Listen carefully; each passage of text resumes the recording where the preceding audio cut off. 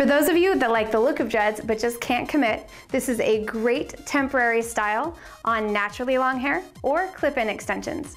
I'll teach you how in just a second.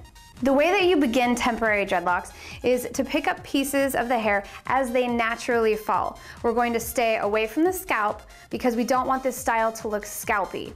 That means that the very first thing that you're going to do is you're going to actually part the hair where you want it to be. And this only works on bone dry hair. So we're gonna pick up our section. So this hair naturally falls in this direction, so that's the direction that we're going to back comb. Also, since we're not taking this all the way to the scalp, this can be done with wefted extensions like this girl has in, or you can use clip-in extensions if your hair is not the length that you want it to be. So again, we're gonna pick up that section of hair.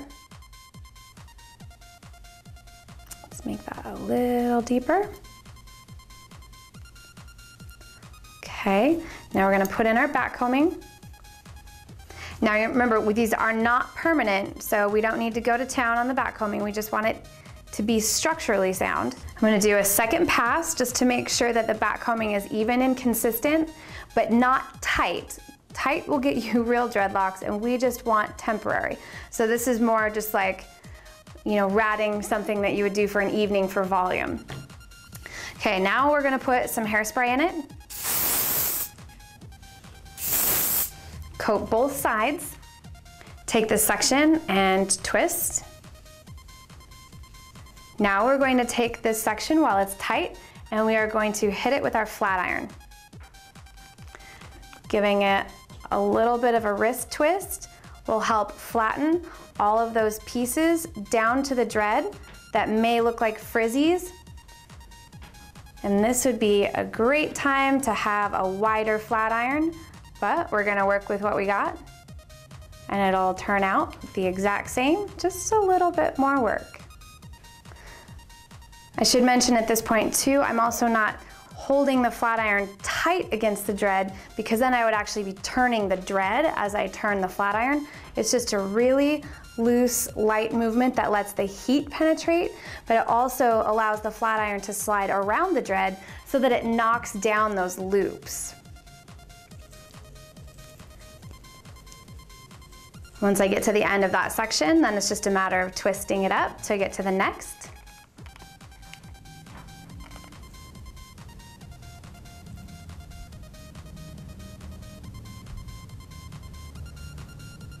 Once you've gotten to the end, we're gonna hit it with the spray again.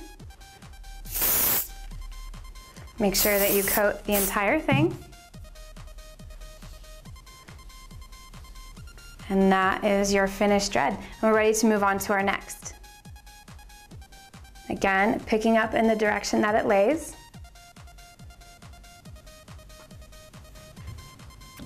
Back combing in.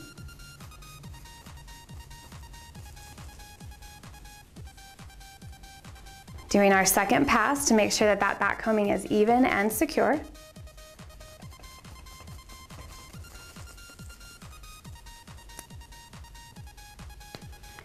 Taking the hairspray, coating side 1, side 2,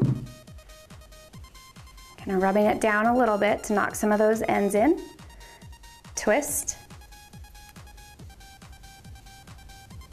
and then flat iron.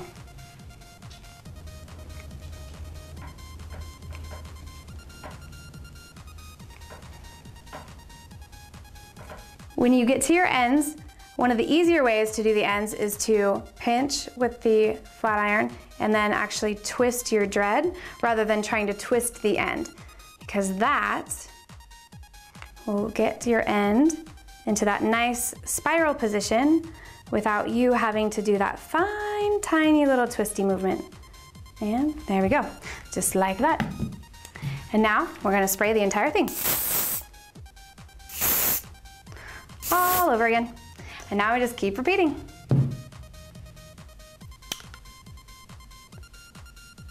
Continue working on your dreads like this until you've completed everything that you'd like to see for your style. Removal is just as easy as putting them in. You simply grab a dread, start from the end, and just start combing it out. If you run into any tough spots, use the end of a rat tail comb to break through any knots. And just as easy as that, they come right out. With a good wash, your hair is back to normal. If you liked this video, make sure that you subscribe to our YouTube channel, and if you're in the market for hair extensions, check out our clip-in extensions at drdlocks.com.